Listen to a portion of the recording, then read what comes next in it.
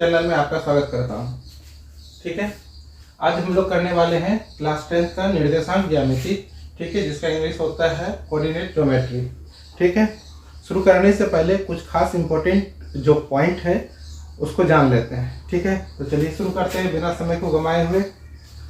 ठीक है, जैसे यहाँ पे लिखा हुआ है, ठीक है, एक्स अक्ष को एक्स नियामक, एक्स कोऑर्डिनेट या भुज कहते हैं। एक्स अक्ष को क्या कहते हैं, ये देखिए। एक्स अक्ष कैसे होता है, इस तरह से। ठीक है, सबसे पहले तो इसको आप लोग पढ़े क्या होंगे। ठीक है, 9th क्लास में पढ़े होंगे। ये बीच में 0 होता है, यहाँ 0 1 2 3 4 5 6। इधर होता है -1 -2 -3 -4 -5 -6। तो इसको जब आप शुरू में पढ़े थे तो क्या पढ़े होंगे, नंबर लाइन। लेकिन यहाँ नंबर लाइन नहीं है, उसका सिर्फ हम इस्तेमाल करते हैं, एक ये क्षैतिज हो गया और एक ऊर्ध्वाधर होता है। दो नंबर लाइन जब एक दूसरे पर परपेंडिकुलर होता है, ठीक है, तो उस दोनों का जो मैचिंग कराया जाता है,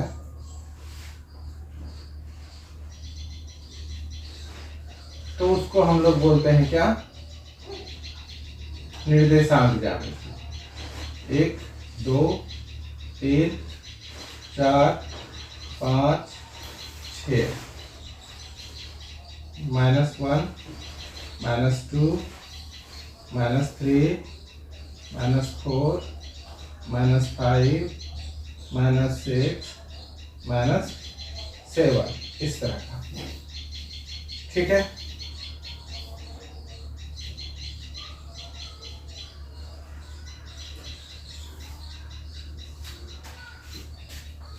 ठीक है मेरे बच्चों। तो अब ये देखिए, ये x वाला हो गया, जिसको x बोलते हैं, इसको x डैश बोलते हैं। ये जो है y हुआ और ये y डैश हुआ। माइनस वाले को y डैश से और x डैश से इंडिकेट करते हैं, सूचित करते हैं। उम्मीद है ये बात आपको समझ में आया होगा। अभी जस्ट हम बताए क्या कि कुछ जो है इम्पोर्टेंट पॉइंट है उसको जान लेना जरूरी है लेसन को स्टार्ट करने से पहले। ठीक है, जानना जरूरी है। तो लेसन में क्या है, एक्स अक्ष को, ठीक है, एक्स नियामक, एक्स अक्ष को एक्स नियामक या भुज कहते हैं। ठीक है, अब एक्स अक्ष पर, ठीक है, कोई बिंदु होता है। ठीक है,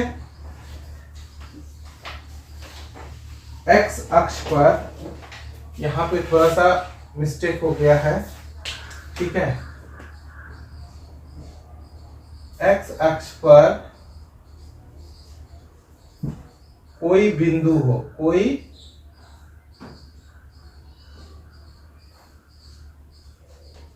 बिंदु को क्या कहते हैं, एक्स नियामक कहते हैं। और वाई अक्ष पर कोई, y अक्ष पर कोई बिंदु,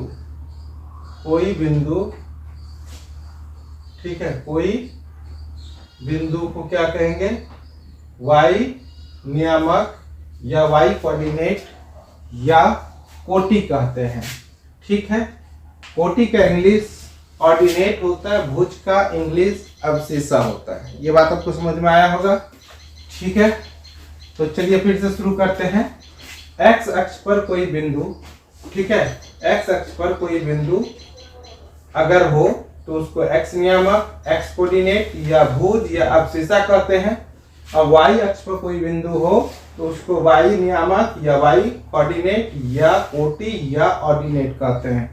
अगर आपको ये बात नहीं पता है तो आप पहले इसको याद कर लीजिएगा। ठीक है, अगर याद कर लेते हैं तो क्वेश्चन सॉल्व करते समय आपको बहुत ज़्यादा आसानी होगी।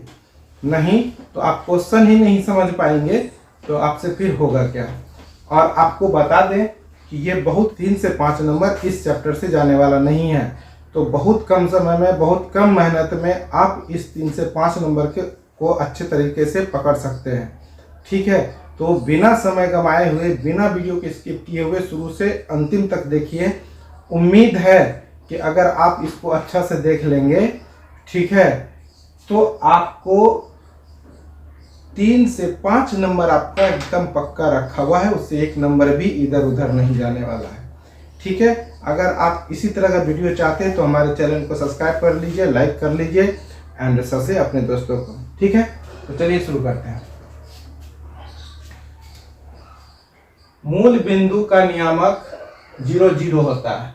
मूल बिंदु का नियामक क्या होता है? 0 0 होता है। यही आपका मूल बिंदु है।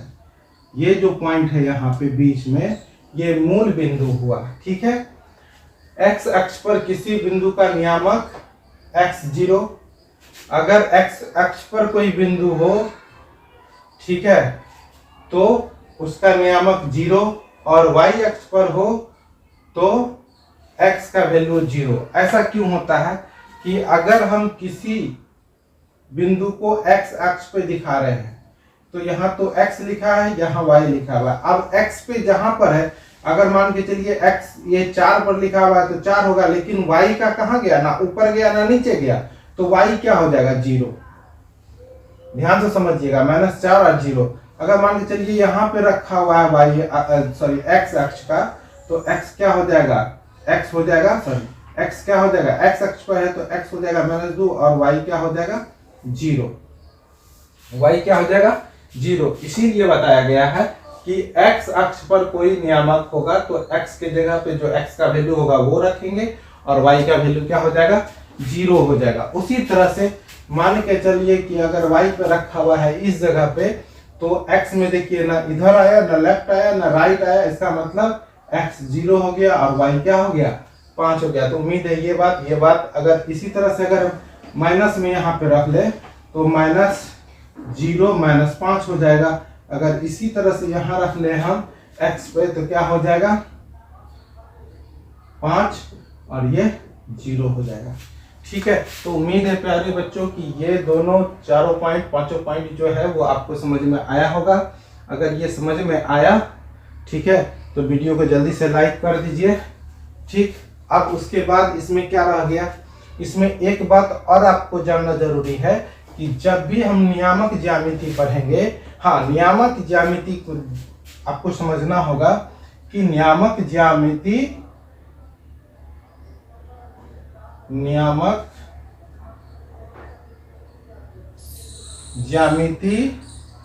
या इसी को आप लिख सकते हैं निर्देशांक ज्यामिति।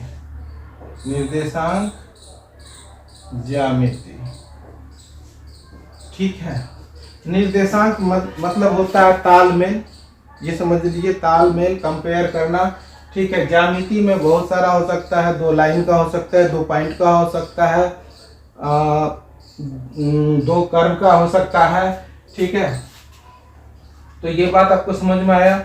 और भी इसमें एक कंडीशन है, ठीक है, जो आपके लिए जानना बहुत ज़्यादा जरूरी है कि जब भी हम निर्देशांक ज्यामिति का प्रयोग करेंगे या नियामक ज्यामिति का प्रयोग करेंगे तो x वाला बिंदु हमेशा पहले होगा और y वाला बिंदु हमेशा बाद में होगा। एकदम ध्यान से समझिएगा, जब भी हम इसका इस्तेमाल करेंगे तो x वाला बिंदु पहले लिखेंगे, y वाला बिंदु बाद में लिखेंगे। और जहां भी हम लिखे हैं आप ध्यान दीजिए कि पहले x वाला आता है, बाद में y वाला आता है, पहले x वाला आता है, फिर बाद में y वाला आता है, पहले x वाला आता है, बाद में y वाला आता है।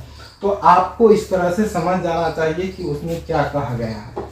ठीक, इतना होने के बाद ये क्लॉकवाइज नहीं, एंटी क्लॉकवाइज चलता है। कैसे चलता है? Anti clockwise. जैसे कि ये हो गया आपका प्रथम चतुर्थांश, इसका नाम हो गया प्रथम चतुर्थांश, पहला चतुर्थांश, और इसका हो गया दूसरा चतुर्थांश नाम। ठीक है, एंटी क्लॉकवाइज। ठीक है, और ये हो गया तीसरा चतुर्थांश, ठीक है, और ये हो गया आपका चौथा चतुर्थांश। ठीक है, ये हो गया आपका चौथा चतुर्थांश। उम्मीद है प्यारे बच्चों कि एंटी क्लॉकवाइज सभी होगा, एंटी क्लॉकवाइज और यहाँ से स्टार्ट होगा। तो ये पहला प्रथम चतुर्थांश, दूसरा चतुर्थांश, तीसरा चतुर्थांश और ये चौथा चतुर्थांश। उम्मीद है ये भी बात आपको समझ में आ गया होगा। ठीक है, तो चलिए आगे। पहला चतुर्थांश में देखिए x वाला लाइन और ये रहा y वाला लाइन। पहला चतुर्थांश में ये x वाला है और ये y वाला है। तो क्या बताए प्यारे बच्चों, पहले x वाला लिखना है। तो x वाला जब भी लिखेंगे तो ये प्लस में है, ये x का इधर वैल्यू प्लस में है, y का वैल्यू इधर प्लस में है। मतलब कि x और y दोनों ही क्या चीज में हो जाएगा, प्लस प्लस में हो जाएगा। क्या चीज में हो जाएगा, प्लस प्लस में। ये रहा x और ये रहा y। मतलब कि प्रथम चतुर्थांश में जो भी होगा वो प्लस प्लस में हो जाएगा। ठीक है, अब जैसे सेकंड चतुर्थांश में आएंगे प्यारे बच्चों, तो पहले x देख लीजिए माइनस में है, कॉमा लगा दिए। उसके बाद y देखिए प्यारे बच्चों क्या चीज में, प्लस में। तो सेकंड का जो होगा वो माइनस प्लस होगा। क्या होगा, माइनस प्लस होगा।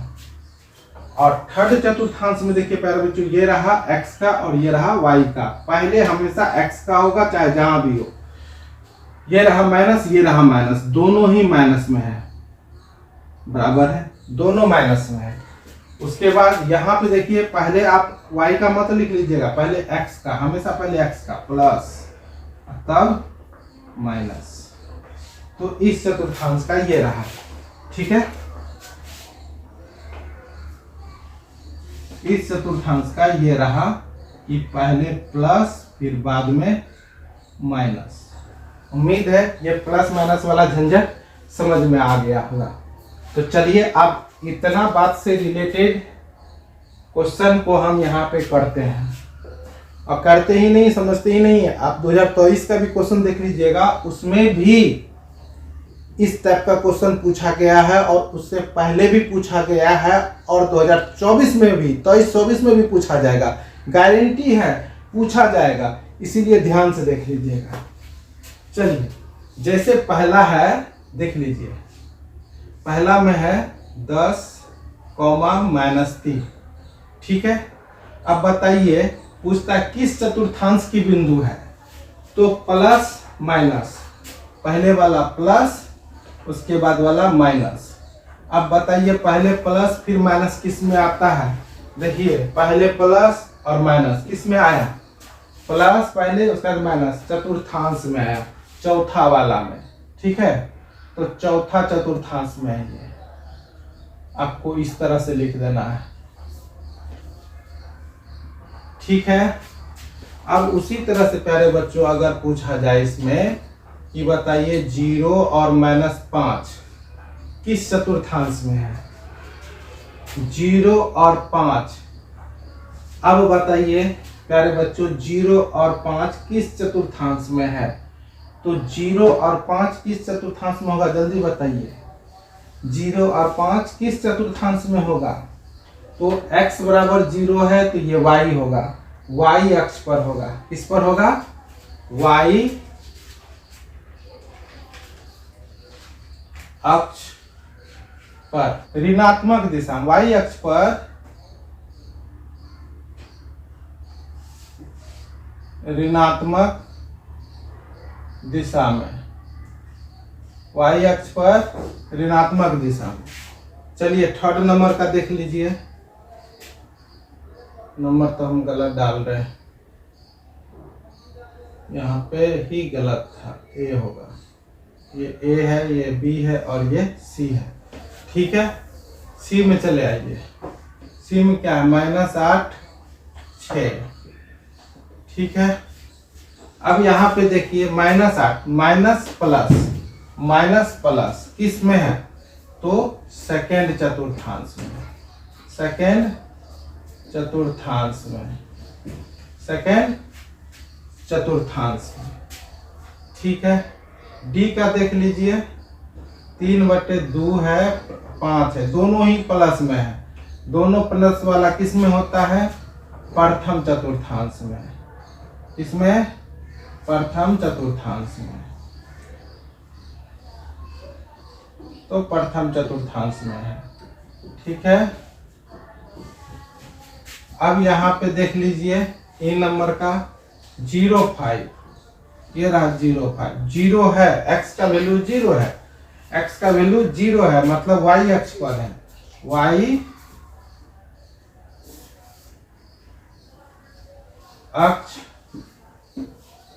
y अक्ष पर धनात्मक दिशा में, धनात्मक दिशा में ठीक है, y अक्ष पर, ठीक है, y अक्ष पर धनात्मक दिशा में, y अक्ष पर, y अक्ष तो नीचे ऊपर दोनों है, लेकिन किधर है तो ऋणात्मक नहीं धनात्मक वाला पर है ना। देखिए 0,5 यहाँ है ना, ठीक है, धनात्मक में मिल गया। ठीक, अब चलिए f, अब है -8 -3, दोनों ही माइनस में है। देखिए किस में है, ये थर्ड वाले चतुर्थांश में, थर्ड वाले चतुर्थांश में है, चतुर्थांश में। ठीक है, तो उम्मीद है प्यारे बच्चों कि ये आपको समझ में आया होगा। सिर्फ ये आपका जो पीछे पढ़ चुके थे उसको ताजा करने के लिए आपको समझाया गया है, लेकिन ऐसा भी नहीं है कि ये बात आपसे एग्जाम में नहीं पूछा जाएगा, ये भी बातें आपसे एग्जाम में पूछा जाएगा। बिल्कुल एकदम डेफिनेट है कि ये क्वेश्चन रहेगा 2 नंबर 3 नंबर का जो भी रहे। ठीक है, तो अब नेक्स्ट वीडियो जो आने वाला है वो आपका एक्सरसाइज से रिलेटेड होगा, जिसमें कि हम आपको बहुत ज़्यादा इम्पोर्टेंट बात बताने वाले हैं। तो आप वैसे जगह पे मेहनत ना कीजिए जहां से आपको लाभ नहीं होने वाला है, इसीलिए इसके बाद जो वीडियो आएगा आप उसको जरूर देखें। ठीक है, तो मिलते हैं नेक्स्ट वीडियो में। Thank you for watching.